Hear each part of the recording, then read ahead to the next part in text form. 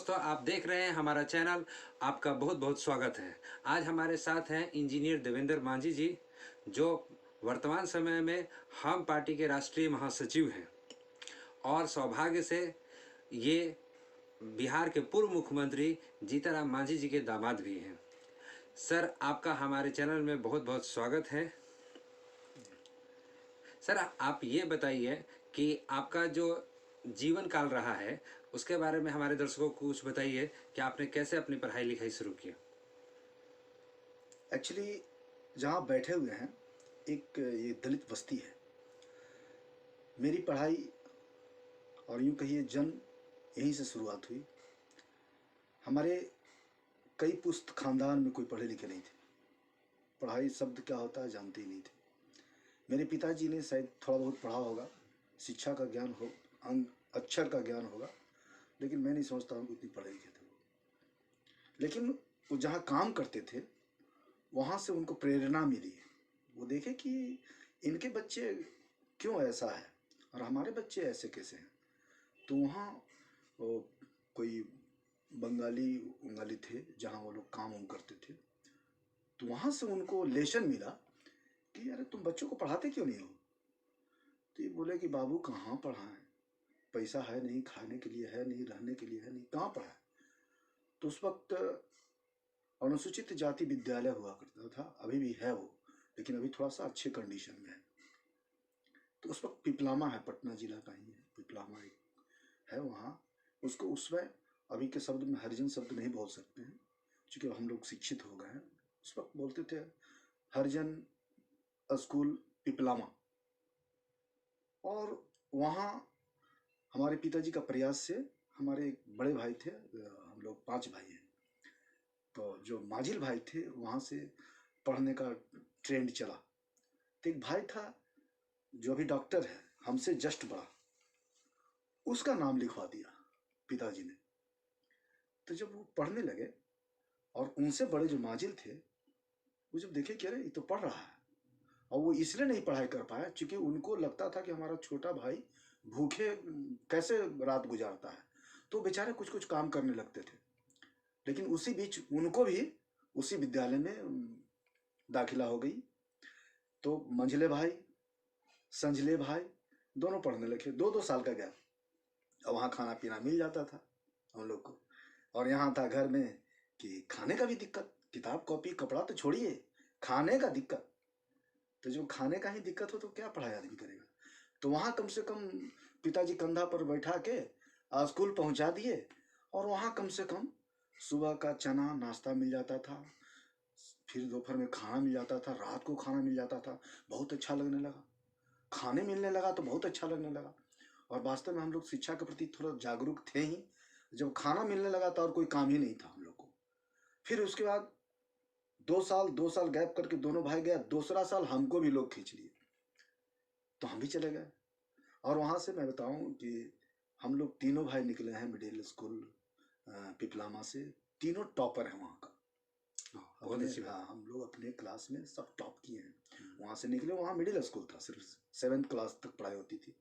उसके बाद नवीन बोला दिया, मतलब 6th क्लास तक पढ़ाई होने लगी। तो वहाँ से मझला भाई हमारे थे, वो राजगीर चले गए। राजगीर हाई स्कूल हुआ करता था, वो भी शेड्यूल कास्ट का ही विद्यालय है। वहाँ भी खाना पीना रात रेसिडेंशियल था, क्योंकि यहाँ से पास होकर यदि आ जाते हम लोग, घर में रह जाते, तो फिर हमारी पढ़ाई अधूरी हो जाती, क्योंकि यहाँ खाना ही नहीं मिलता था। फिर वहाँ राजगीर गए, राजगीर भी वैसे ही हमारे बड़े भाई, अभी वो मैनेजर हैं माजिल भाई, वो पढ़े। फिर एक डॉक्टर हैं, वो भी पढ़े। फिर मैं भी गया, मैं भी वहाँ से मैट्रिक किया। और वहाँ भी सौभाग्य बता दूँ कि हम लोग सब फर्स्ट डिविजनर हैं वहाँ से भी। तो वहाँ से फिर मेरे मझले भाई थे, वो मैथ में ऑनर्स करने लगे। फिर उन्हीं का लेशन, उनका इतना दबाव था परिवार के प्रति कि उसके बाद वाले संजीले भाई थे वो मेडिकल में चले गए। और उसके बाद इनको हुआ, मझले भाई हम लोग को सजेशन दिया कि भाई एक मेडिकल में जा रहा तो एक इंजीनियर बनो। तो हमको उन्होंने इंजीनियरिंग के लिए प्रयास किया और हम लोग सक्सेस हुए। और जब सक्सेस हुए तो अभी तो डोनेशन का स्थिति है, ये स्थिति रहता तो हम लोग नहीं पढ़ पाते। उस वक्त भी हमारे डॉक्टर साहब का वो मैंने कंपटीशन में हुआ, तो वहाँ भी स्कॉलरशिप मिल जाता था, स्टाइपेंड मिल जाता था, पढ़ाई चलने लगी। और जो पैसा मिलता था उससे कपड़े लेते हो जाते थे। फिर मेरा भी हुआ तो हम भी स्कॉलर हो गए, हमको भी वो सब सुविधाएं आपने मिलने कहाँ लगी। से इंजीनियरिंग की? मैं उस समय बिहार और झारखंड एक था, तो RIT जमशेदपुर बोलते हैं, रीजनल इंस्टीट्यूट ऑफ टेक्नोलॉजी, वो भी NIT है, NIT जमशेदपुर बोलते हैं। वहाँ हमारी दाखिला हो गई और फिर बजबते से हमारी पढ़ाई शुरू हो गई। तो वहाँ खाना मिल रहा, रहने का व्यवस्था मिल रहा, और जब घर आते थे वहाँ से तो लगता था कि अ, यहाँ खाएंगे, मतलब खाने की परेशानी थी।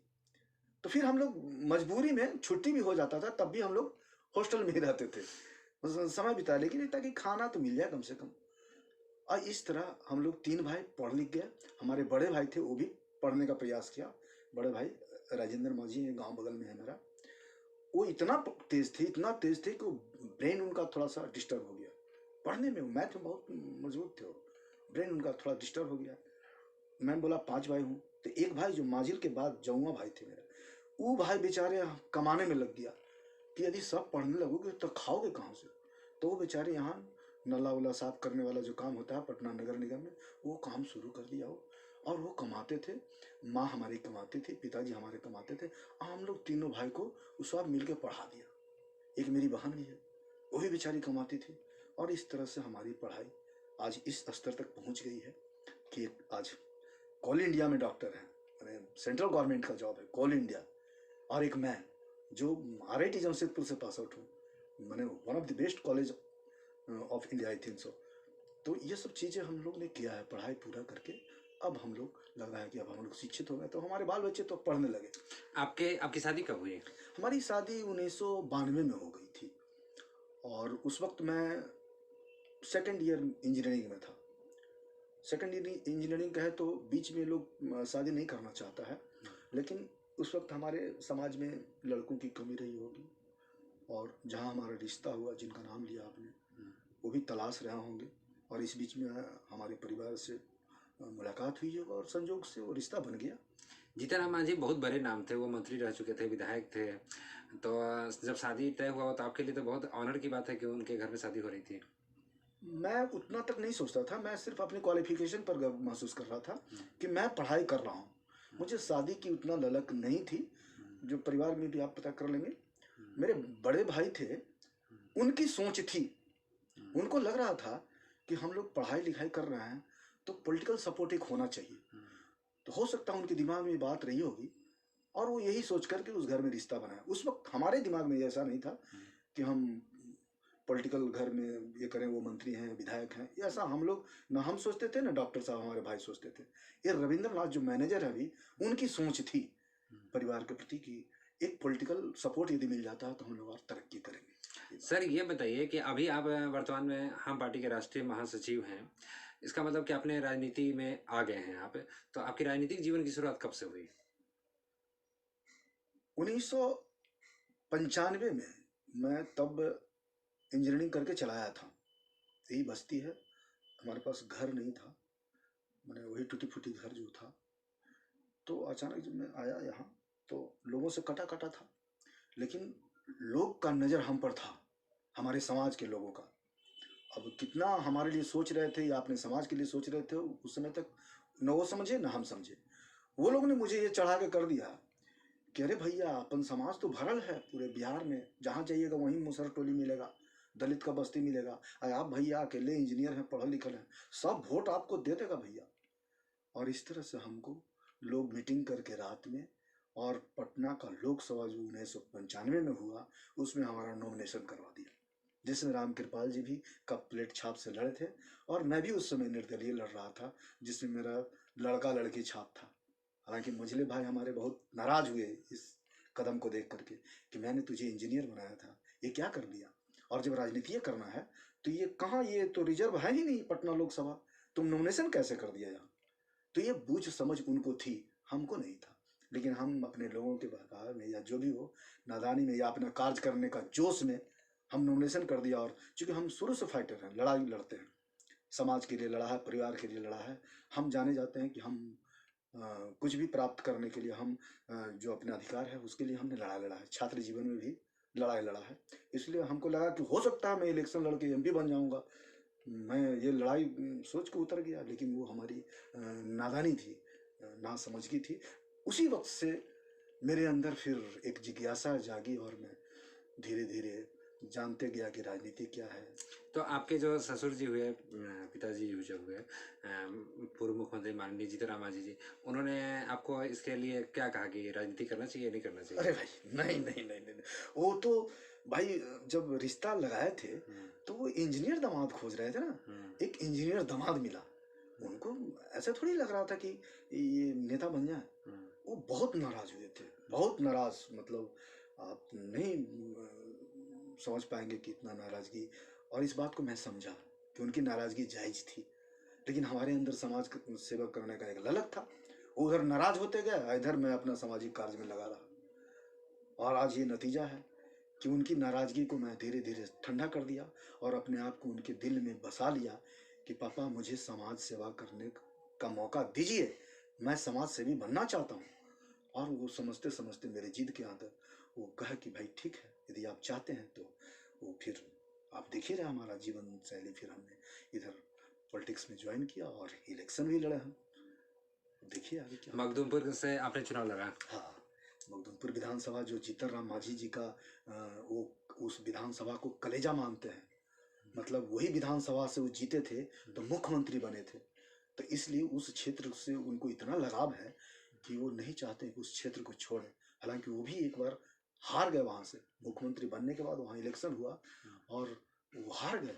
अफसोस हुआ कि क्या वजह है, जिस विधानसभा में मुख्यमंत्री होते हुए जीतन राम मांझी ने इतना काम किया कि आप वहाँ जाइए तो हर गांव में उनका नाम है, चर्चा है। और उनका नाम माने ऐसे नहीं, काम का चर्चा है, लोग इज्जत से नाम लेते हैं कि भाई ये तो जीतन राम मांझी का देन है। हम किसी को नहीं जानते, जीतन राम मांझी को जानते हैं। और इतना काम करने के बाद वो हार गए, और लेकिन उसका पश्चाताप करने के लिए इस बार वो सोचे, वहाँ की जनता मांग की कि भाई आप इस क्षेत्र को छोड़िए नहीं। उस लार दुलार प्यार को देखते हुए उन्होंने मुझे उतारा कि भाई हम नहीं हैं, क्योंकि वो इमामगंज से भी लड़ रहे थे, मखदूमपुर से लड़ रहे थे, समय की कमी थी, उम्र उनका जवाब दे रहा है, प्लस चार चार वो इसमें अलायंस हैं, सब के लिए समय देना है जो संभव नहीं होता। तो उन्होंने मुझे उतारा और वो बात भी लोगों से किया कि भाई ये समझो हम ही हैं। मैं भी यही कहता था लोगों से कि भाई आज आपके सामने जो मैं हूँ सिर्फ जीतन राम मांझी के कारण हूँ, और जीतन राम मांझी को वोट दीजिए और मुझे विजय बनाइए। मैं ये कह रहा था, लोग यही कह रहे थे कि हम तो आपको नहीं जानते, हम जीतन राम मांझी को जानते हैं, और वही कह के हम लोग वोट मांग रहे थे। ये दुर्भाग्य है, पता नहीं क्या वजह हुई, कैसे हुई, उस पर हम लोग समीक्षा भी कर रहे हैं, अभी समीक्षा चल रही है। और जीतन राम मांझी भी बहुत चिंतित हैं इस बात के लिए कि मखदूमपुर ऐसा क्षेत्र जहां हमने काम इतना किया है कि लोग 5 साल में नहीं कर पाते हैं, और मैं 6 महीने 7 महीने में इतना काम किया है कि वो माने याद करने योग्य रहेगा मखदूमपुर विधानसभा में। और उसके बावजूद भी हमारे लोग हार गए, हमारे लोग मतलब हम हार गए, बड़ा दुख की बात है। आप राजनीतिक जीवन में हैं, अभी वर्तमान समय में आप हम पार्टी के राष्ट्रीय महासचिव हैं, तो आप अभी पार्टी के विस्तार के लिए रणनीति बना रहे हैं? देखिए, पार्टी ने मुझे अवसर दिया है, और एक काम करने का अवसर होता है, पद से भी होता है। जैसा कि आपने बोला राष्ट्रीय महासचिव, तो पद से भी सुशोभित है, और एक मैं आईटी सेल का भी अध्यक्ष हूँ। तो जितने आईटी सेल का काम है वो मैं देख रहा हूँ, और आईटी सेल का मेन फंक्शन होता है, पार्टी में मेन फंक्शन आईटी सेल का होता है। आप उसमें एक पद क्रिएट करके कि हम संगठन मंत्री बनेंगे, संगठन प्रभारी बनेंगे, वो न कह के यदि आप आईटी सेल गठन कर देते हैं तो आप वहाँ से संचालन कर सकते हैं। तो मैं समझता हूँ कि सिस्टम हमारे पास है, हम लोग उसको सिस्टम में ला करके, अभी थोड़ा सा, अभी इलेक्शन जस्ट खत्म हुआ है, इसके बाद समीक्षा उमीक्षा हो जाती है, उसके बाद मैं समझता हूँ कि इसके विस्तार के लिए इस पार्टी को बिहार ही नहीं, बिहार के बाहर, अभी जैसा कि जीतन राम मांझी ने भी कहा है, हमारा राष्ट्रीय कमेटी की बैठक में तय हुआ है कि हम बंगाल में भी जाएंगे, उड़ीसा में भी जाएंगे, दिल्ली में भी जाएंगे, यूपी में भी जाएंगे। हमारे लोग हैं वहाँ, लोग मांग कर रहा है, हम वहाँ भी अपना संगठन को मजबूत करेंगे। और इस तरह से हम समझते हैं कि हम 1-2 आदमी से शुरू किया था, आज हमारे यहाँ लाखों में लोग हैं। अभी वर्तमान में माननीय मुख्यमंत्री नीतीश कुमार जी हैं, उनके कार्यकाल को आप कैसे देखते हैं? नीतीश कुमार जी को हम लोग क्या देखें कि पूरा हिंदुस्तान देख रहा है। कहाँ ही गया है कि नीतीश कुमार जी कम से कम इतना तो कर रहे हैं कि बिहार में शांति कायम है। जो 15 साल पहले आप जाएंगे और उसका इतिहास आप देखेंगे तो आपको बहुत दर्दनाक, मतलब वो अभी अभी उस शब्द को यहाँ बोला जाए तो आपको भी नहीं लगेगा कि ऐसा भी होता था, और ऐसा हुआ है। इवन कि हम लोग चारों तरफ से ग्रसित थे। हम लोग क्या, सारे समाज के लोग ग्रसित थे। मतलब क्या फॉरवर्ड, क्या बैकवर्ड, क्या दलित, सब लोग, मतलब आपस में समझ में नहीं आ रहा था कि ये रूमर कैसे फैल रहा है। दलित मार रहा फॉरवर्ड को, फॉरवर्ड मार रहा बैकवर्ड को, बैकवर्ड मार रहा दलित को। मतलब एकदम बिहार में खून खराबा का एकदम ट्रेंड चल गया था, ट्रेंड चला गया था। तो उस चीज से कम नीतीश कुमार ने बचाया है। अब जैसे बचाया, या तो शराबबंदी करके बचाया, या प्रशासन को थोड़ा सा महत्व दे के बचाया, या अपने वाणी से जीत करके बचाया, या अपना रोड मैप तैयार करके बचाया, या जातीय समीकरण को एक दूसरे से जोड़ करके बचाया। बचाने का तो काम किया है। आज यदि हम लोग शांति है, यदि बिहार में शांत है, यदि महिलाएं रोड पर घूम रही हैं और रात रात को सुरक्षित वो घर वापस आ जा रही हैं, एक दो घटना छोड़ करके, एक दो घटना वो भी यदि कुछ प्लानिंग नहीं हो तो, नहीं तो आप पूरे बिहार में देखिएगा कि इतनी शांति है। तो और क्या चाहिए आदमी को? सरकार क्या दे देगी? ज्यादा से ज्यादा जमीन उतना ही है, रोजगार उतना ही है, पैसे आपके पास उतना ही है, संसाधन उतना ही है, उतना ही में सब खुश रहना। कम से कम शांति तो मिले।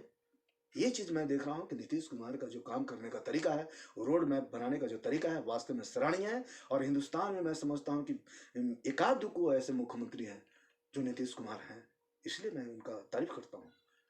अभी आपकी पार्टी के पास जो है जल संसाधन मंत्रालय है और SC/ST मंत्रालय है, तो इसका उपयोग आप किस रूप से करने का सोच रहे हैं? देखिए, हमारे यहाँ SC/ST मंत्रालय आज नहीं, पहले भी जीतन राम मांझी के साथ था।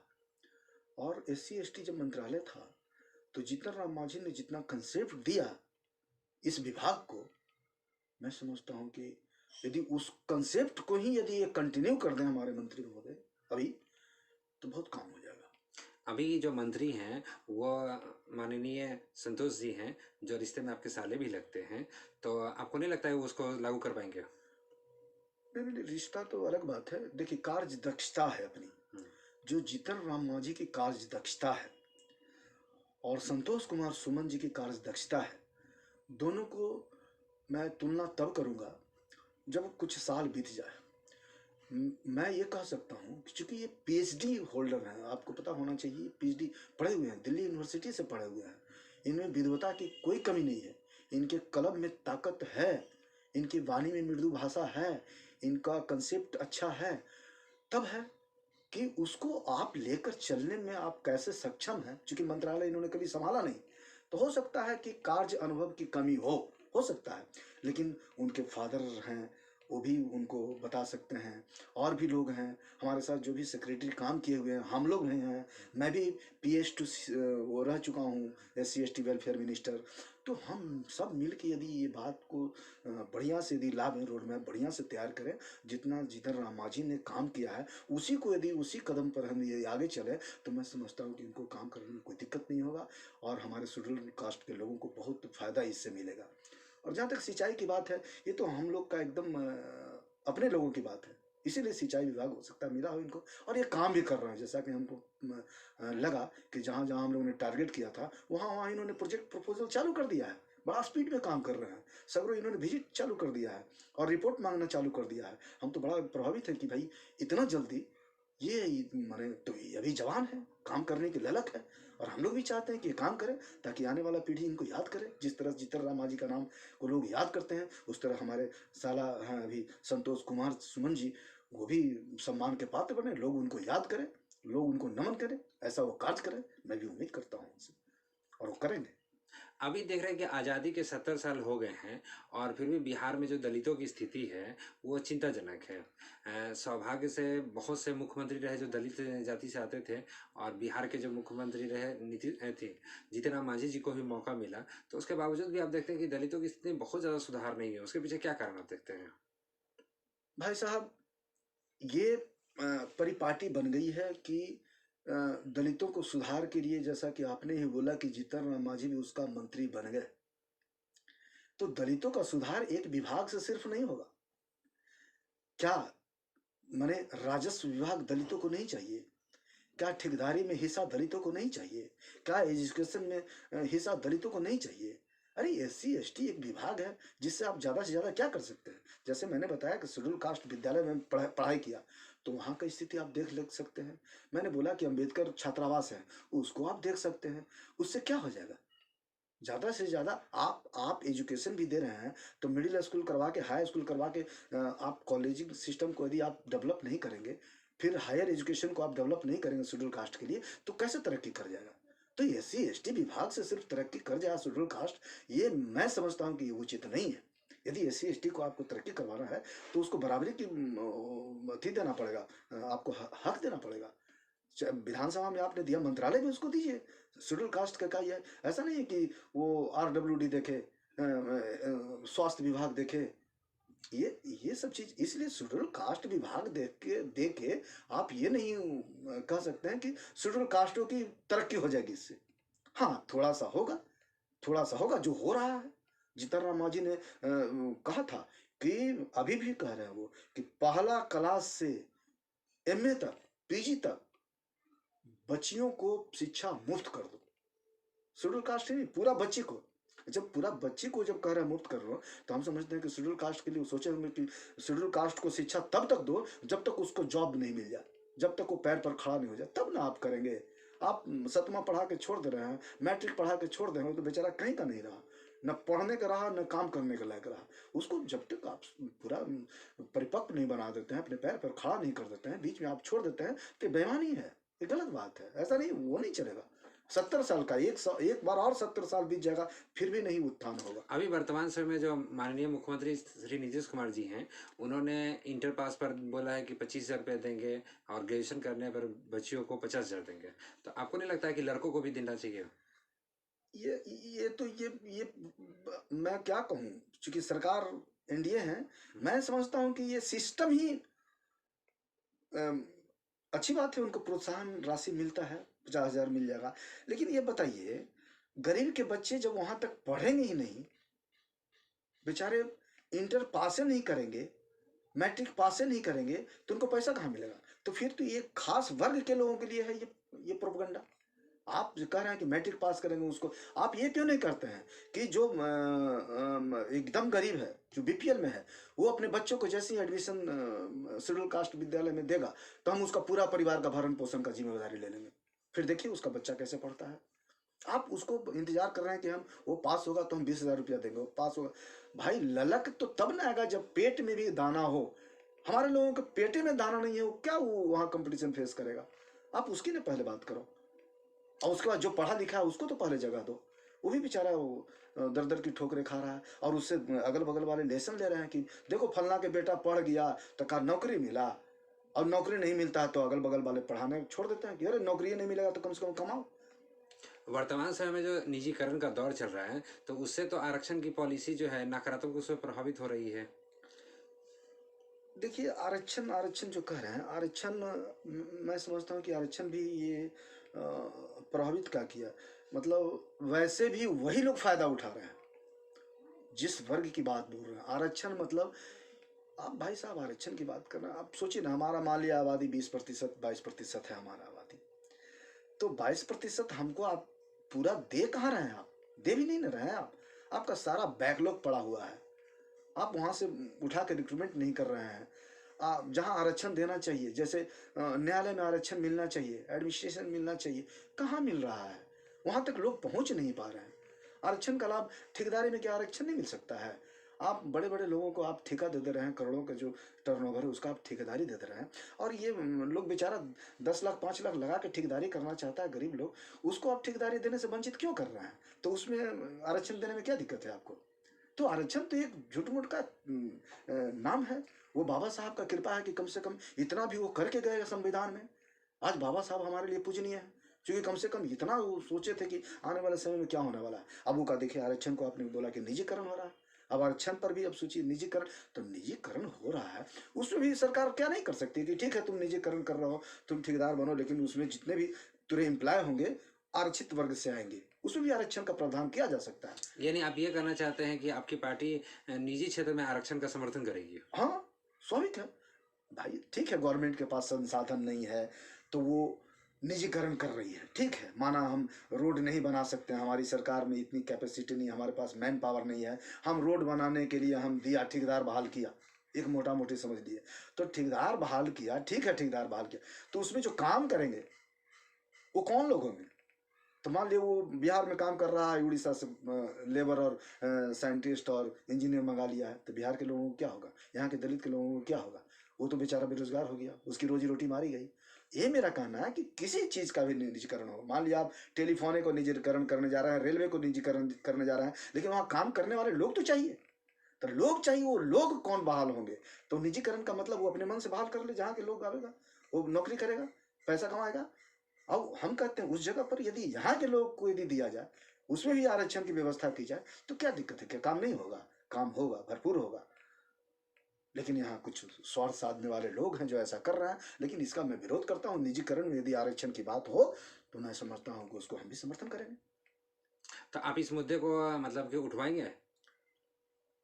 हम लोग तो आवाज उठा रहे हैं, उठाएंगे क्या? हमारी आवाज पहुंच कहाँ रही है? हम लोग आज से चिल्लाते चिल्लाते, आज उम्र मेरा 53 साल हो गया, मैंने क्या बोला? इंजीनियरिंग करने के पहले से मैं आंदोलन कर रहा हूँ, छात्र जीवन से आंदोलन कर रहा हूँ, तो क्या आवाज उठा रहा हूँ? यही सब ना आवाज है हमारे पास। अब शेड्यूल कास्ट का हमारे जीतन राम मांझी बार बार कह रहे हैं कि भाई SC ST जो एक्ट है उसको 9वीं सूची में लागू करो, याद से हम लोग चिल्ला रहे हैं, लेकिन आवाज कहाँ माने? आवाज हमारी वहां तक पहुंचे, तक पहुंचती भी है, लेकिन दबा देते हैं लोग। हमारे पास न संसाधन है न कुछ है, जितना कैपेसिटी है उतना आवाज उठाए, उसके बाद शांत हो जाते हैं। अभी जो वर्तमान में बिहार की स्थिति है, जब कि रामविलास पासवान जी अब नहीं रहे माननीय, और तो ये एक बहुत बड़ा मौका है हम पार्टी के लिए कि वो बिहार में दलित लोगों को अपनी तरफ आकर्षित कर सके। ऐसा आप नहीं देखते? देखिए, वो रहे या नहीं रहे, वो माननीय थे। रामविलास पासवान जी वास्तव में सीनियर लीडर थे, और आज भी हम लोग उनको सम्मान करते हैं, और जो भी दलित लीडर आए हैं हम उनका सम्मान करते हैं, ऐसा कोई बात नहीं है। जहाँ तक रही हमारा, तो हम जो काम कर रहे हैं, बिहार में देखे होंगे कि दलित में भी 21-22 जातियां हैं, जिसमें बहुसंख्यक जातियां जो है उसके लीडर एक पार्टी के रूप में हो गया है। रामविलास जी का आपने नाम लिया तो उनको माना जाता है कि पासवान का नेता है। यहाँ एक चमार भी जाति है, यहाँ एक पासी भी जाति है, यहाँ एक धोबी भी जाति है, डोम भी जाति है, मेहतर भी जाति है, ये सब जाति है, इनकी आबादी है यहाँ। और मुसहर तो है ही है, मुसहर भुइयाँ की आबादी तो खैर मैं समझता हूँ कि जितनी जादवों की आबादी है ना, उतनी आबादी मुसहर भुइयाँ की है यहाँ। लेकिन वही है कि हम लोग एक घर में 4 परिवार रहते हैं, और वो लोग 4 घर अकेले रखा हुआ है। तो उन लोगों में पॉलिटिकल कंसिस्टेंस आएगा तब तो आपकी पार्टी मजबूत होगी। देखिए, हमारे लोग में पॉलिटिकल कंसिस्टेंस कैसे आएगा? शिक्षित है ही नहीं। आप जहाँ बैठे हुए हैं वहाँ मेरे बाद आप पता कर लीजिए हमारे समाज में कितने लोग पढ़े लिखे हैं, शिक्षित हैं ही नहीं। और शिक्षित नहीं रहे हैं तो इसका वजह है कि वो बेचारे बहुत चीज़ से वंचित रहे हैं, उनको कोई भी वर्गला दे रहा है, कोई भी समझा दे रहा है, समझ जा रहे हैं। और क्षणिक स्वार्थ, मतलब अभी मान लिया कोई कह दिया कि भैया तुम भूखे हो, हम तुमको रोटी दे देंगे, तो स्वाभाविक है कि उस समय जो भूखा व्यक्ति उसको यदि रोटी मिल जाएगा तो जो वो कहेगा वो मान जाएगा। यहाँ वही हो रहा है, वो भूखा है, उसका पेट नहीं भरा है, इलेक्शन का वक्त आता है और वो कुछ न कुछ प्रोवाइड कर देते हैं उन लोगों के लिए, और वो बेचारे मजबूर हो जाते हैं।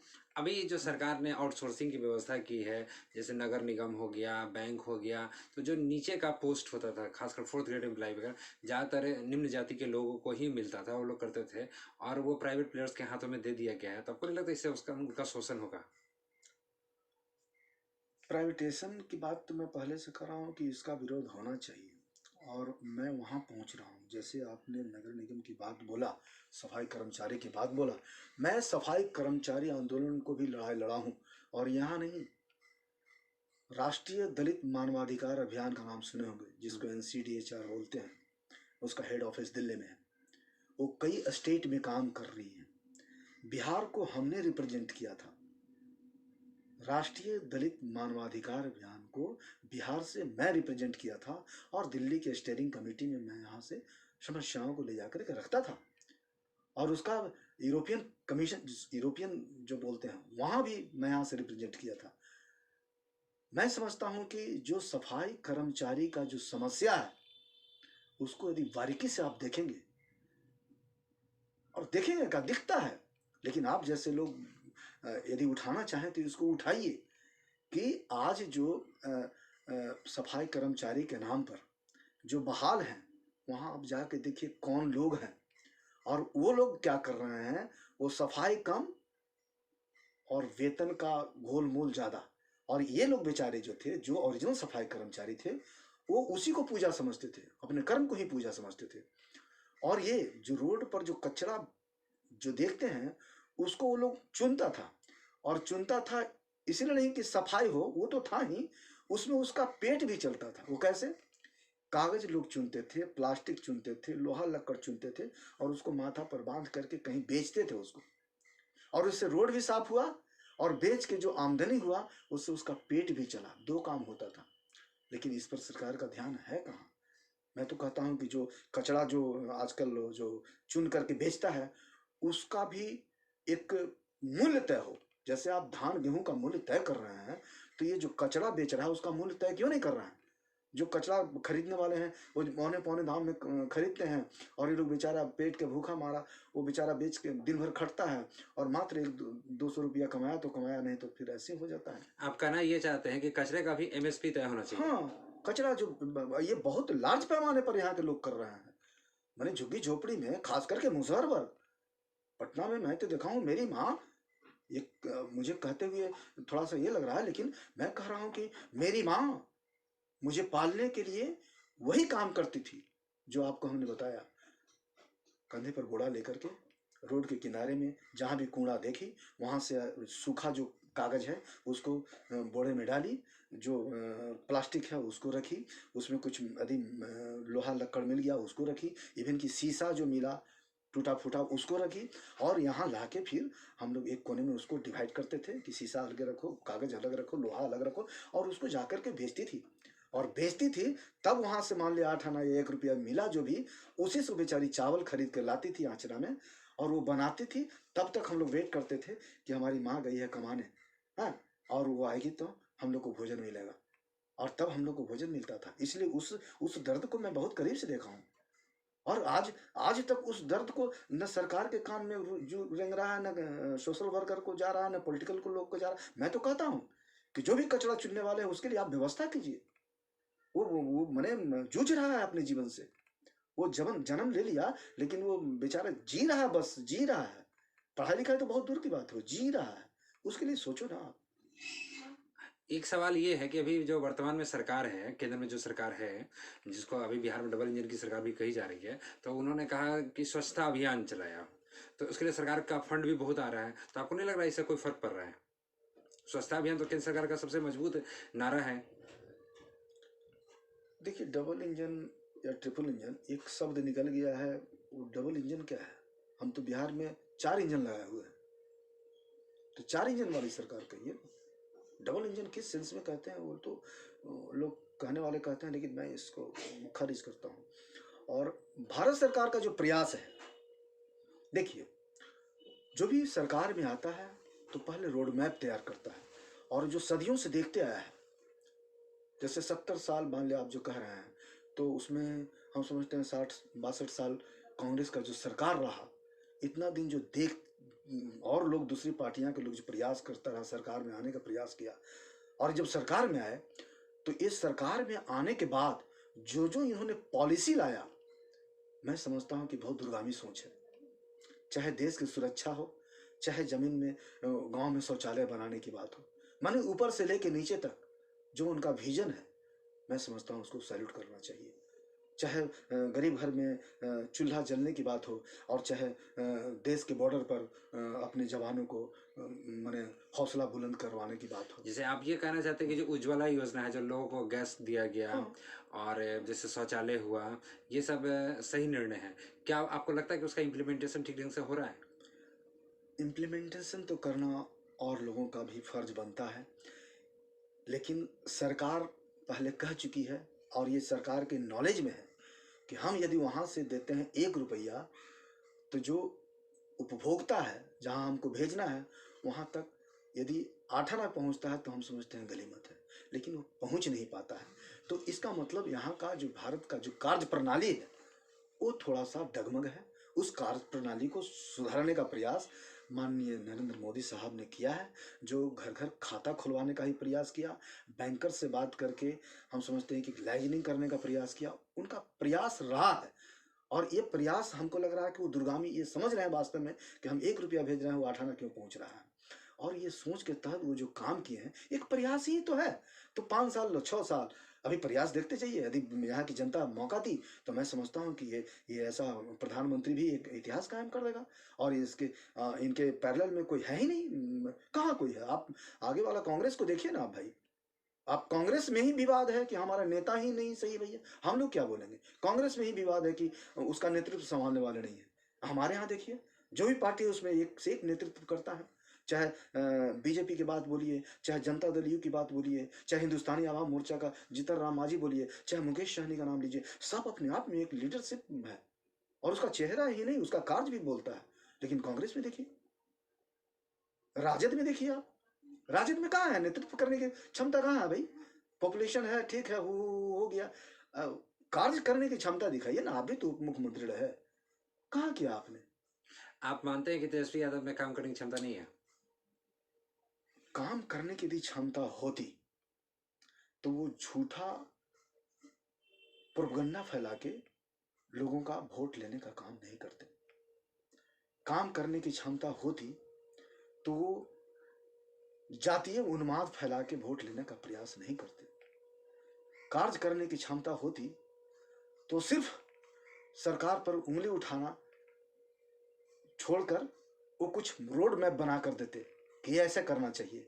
कार्य करने की यदि क्षमता होती तो विधानसभा में बहस के लिए वो तैयार होते। कार्य करने की क्षमता होती तो वो और कुछ कर सकते थे। लेकिन जो उनका गतिविधि है, बीच में गायब हो जाना, किसी मुद्दा को तूल पकड़वा के गायब हो जाना, ये मैं नहीं समझता हूँ कि अच्छे नेता और अच्छे नेतृत्व का पहचान है। अभी वर्तमान में जो आप देख रहे होंगे भारत में कि किसान लोग रोड पर हैं, आंदोलन कर रहे हैं, तो इस पे आपकी पार्टी का या आपका क्या स्टैंड है? किसान लोग आंदोलन कर रहे हैं, एक खास जगह के किसान लोग हैं। किसान हमारे यहाँ भी है, बिहार में भी किसान है। अब बताइए ना, भारत में इतने स्टेट है, कितने स्टेट के लोग रोड पर हैं। और जो किसान रोड पर हैं उनका आप हुलिया देखिए, उनका बॉडी लैंग्वेज देखिए। मैं नहीं समझता हूँ, बेचारे जो ओरिजिनल किसान है, जो खेत में काम कर रहे हैं, वो तो परेशान है कि हम खेत छोड़ के जाए कहाँ। और वैसे किसान हैं जो 6 महीना का राशन लेके उतरे हैं। तो मैं उसे किसान का समर्थक नहीं हो सकता। मैं चूंकि गरीब का राजनीति करता हूँ, मैं गरीब के लिए आवाज उठा रहा हूँ और वो कहीं से नहीं गरीब दिख रहे हैं, वो पूंजीपतियों का एक जमावड़ा दिख रहा है। और आप देखे होंगे कि खाना में मेनू क्या क्या है भाई। अब कुछ लोग तो उनके जो राष्ट्रीय अध्यक्ष हैं किसान का, वो कह रहे थे कि बोएंगे हम तो खाएगा का अंबानी, ऐसा बोल रहे थे। तो जब बोएंगे आप, खाएगा अंबानी, जब आप यही कह रहे हो तो आप जब अपना जब बो के जो उपजाया हो अपने पास रखो ना। खाना ही है तुमको, यदि पूरा खाए जाना तो अपने पास रखो भैया। क्यों रोड पर मारामारी कर रहे हो, क्यों दूसरा को डिस्टर्ब कर रहे हो, क्यों रोड ब्लॉक कर रखा है, क्यों आम जनता को परेशानी में डाले हुए हो। यानी वर्तमान में जो 3 कृषि बिल हैं, आपकी पार्टी उसका समर्थन करती है? स्वाभाविक, स्वाभाविक भाई। पहले अनाज आप संग्रह नहीं कर सकते थे, आप अनाज आज संग्रह कर सकते हैं, आप अपने घर में रख सकते हैं। पहले पुलिस छापा मार देती, आज वो चीज़ नहीं है। और उनका ये भी कहना है कि बड़े बड़े लोग यदि मान लीजिए संग्रह करके ब्लैक मार्केटिंग करेंगे, उस पर नजर रहेगा, लाइसेंस लेना पड़ेगा और उसको भी मूल्य तय होगा। ये सारा कुछ तो खुल खुल कर लोग बोल रहे हैं। और कैसे समझाए किसानों को। यदि दिमाग में डाल दिया गया कि नहीं डिस्टर्बे कर देना है, 6 महीना का राशन लेके आया हो, कितनों सरकार समझा है 6 महीना तुमको रोड पर ही रहना है, तो फिर आप में और वो जो सी और NCR जो NRC जो आंदोलन हो रहा था, आप में और उसमें क्या फर्क है। आप तो उसी तरह का उपद्रव मचाए हुए हैं, आप अपने देश के अंदर उपद्रव मचाए हुए हैं। देश का प्रधानमंत्री क्या करेगा। आप देश की जनता का दुश्मन बने हुए हैं। आप जब रोड पर हैं तो आपके खेत का क्या स्थिति होगा पता है। 6 महीने में कितना भाग पीछे चला जाएगा। खेत का देख रेख अभी कौन कर रहा है। वो 6 महीना रहने वाले लोगों से पूछिए कि तुम्हारे खेत का 6 महीने का उपज क्या होगा, यहाँ का इकोनॉमी कहाँ जाएगा। तो इसका मतलब वो लोग दूसरा है और खेत में उपजाऊ उपज जो कर रहे हैं वो दूसरा है। वो हमारे बाप दादा हैं जो आज लगे हुए हैं और वो लोग दूसरा है। ये जीतन राम मांझी भी कहते हैं कि वो एक अलग वर्ग है। आप ये कहना चाहते हैं कि जो आंदोलन कर रहे हैं वो पूंजीपति वर्ग के लोग हैं हाँ, और जो मूल किसान है वो खेतों में है। खेत में है। ये हकीकत है। सोचिए ना, कोई 6 महीना खेत छोड़ देगा क्या? ये आदमी घर यहाँ 6 महीना छोड़ देगा तो दीमक लग जाएगा। खेत छोड़ देगा बिना जोते कोड़े, उसमें उपजाऊ हो जाएगा। आप खेत की रक्षा नहीं करिएगा 6 महीना, दो दो उपज, जैसे भी धान कटा फिर तुरंत उपजाना है उसको। तो जब आप वहाँ हैं तो यहाँ खेती कौन कर रहा है? आप अपना तो घाटा कर रहे हैं, पूरा देश के लिए घाटा कर रहे हैं आप, और उसमें गरीब लोग मारा जाएगा। अन्न कम उपजेगा तो अन्न का दाम बढ़ेगा, और अनाज खरीदने के लिए आदमी जो पढ़ने लिखने के लिए पैसा रखा था, जो अपना इलाज करवाने के लिए पैसा रखा था, वो खाने में पैसा खर्च कर देगा। आप देश के साथ दुश्मनी कर रहे हैं, देश के गरीबों के साथ दुश्मनी कर रहे हैं। ये गलत आंदोलन है। आंदोलन में बताइए ना आपको क्या चाहिए। हम लोग भी आंदोलन किए हैं। हम लोग एक दिन SC ST का आंदोलन किया था, एक दिन भारत बंद किया था, पूरा भारत हिल गया था, मैसेज चला गया था। अरे मैसेज ही नहीं देना है कि आपको लड़ाई लड़ना है। लड़ाई लड़ना है तो बंदूक लेके आ जाइए रोड पर, सरकार से आप लड़ लीजिए। अरे आपको संदेश देना है कि भाई हम आंदोलित हैं।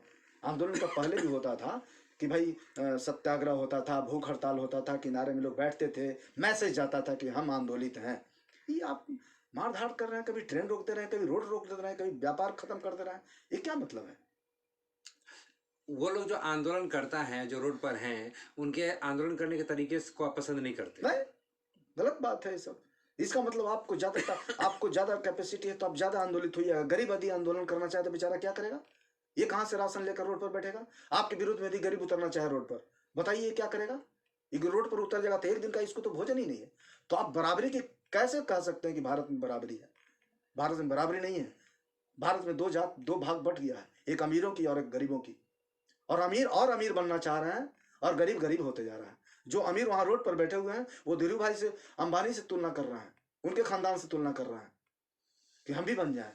अरे भाई, कम से कम गरीब के लिए सोचो। आप तो हो ही, गरीब के लिए सोचो। हम एक भारत देश के नागरिक हैं। तो ये 70 साल बीत जाएगा। मैं समझता हूँ कि और भी आने वाला 70 साल बीत जाएगा, हमारी स्थिति वही रहेगी। हम लोग 2-4 लोग उछल कूद के किसी तरह आगे बढ़ जा रहे हैं, उससे पूरा दलित और गरीब का उत्थान होने वाला नहीं है। अब तो सर आप बिहार में सरकार में हैं, सत्ता में हैं, तो आपकी जिम्मेवारी बनती है कि बिहार के जो दलित हैं उनको आगे बढ़ाएं। तो क्या आप अपने हमारे चैनल के माध्यम से ये आश्वासन देते हैं कि राष्ट्रीय आवाम जो मोर्चा है, हम पार्टी जो है वो सॉरी, हम पार्टी जो है इस दिशा में काम करेगी?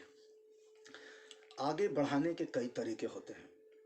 जिस रोड मैप को हम लोग ने तैयार किया, हिंदुस्तानी आवाम मोर्चा का एक नारा है कि देश का गरीब एक हो, आम जनता का इरादा नेक हो। ये जीतन राम मांझी का मांग है। और उनका जो पार्टी का गठन हुआ था, उस वक्त एक नारा था कि दलित अपमान के विरोध में, गरीब स्वाभिमान के लिए, जीतन राम मांझी का हिंदुस्तानी आवाम मोर्चा। तो जब हम उस नारा के साथ उतरे ही हैं तो हम तो प्रयास करेंगे।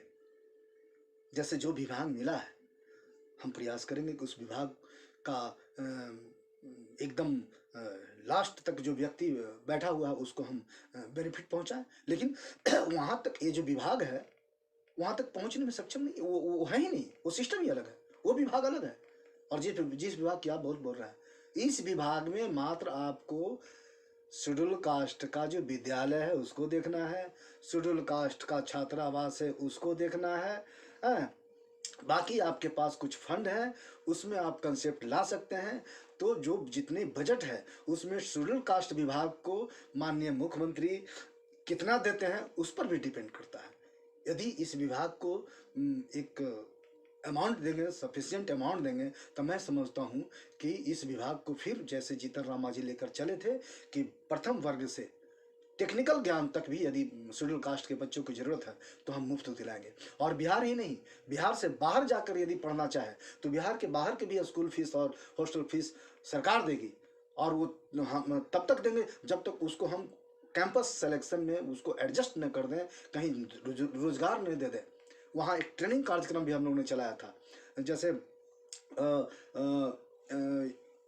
मजदूरी ट्रेनिंग, जैसे टीवी चलाने का, टीवी बनाने का, मोबाइल बनाने का, ये सब ट्रेनिंग हम लोग ने करवाया था, टाइपिंग का ट्रेनिंग करवाया था, मजदूर का राजमिस्त्री का ट्रेनिंग करवाया था, और ये सब ट्रेनिंग करवा के वो लोग को किट दिलवाया था कि जैसे टीवी मान ले बनाना सीख गया तो उसका टीवी बनाने का पूरा जो सिस्टम होता है, किट होता है, इसको देंगे और 10,000 रुपया भी देंगे ताकि एक छोटा मोटा दुकान खोल के ही बैठ जाए और इसका रोजी रोटी चले।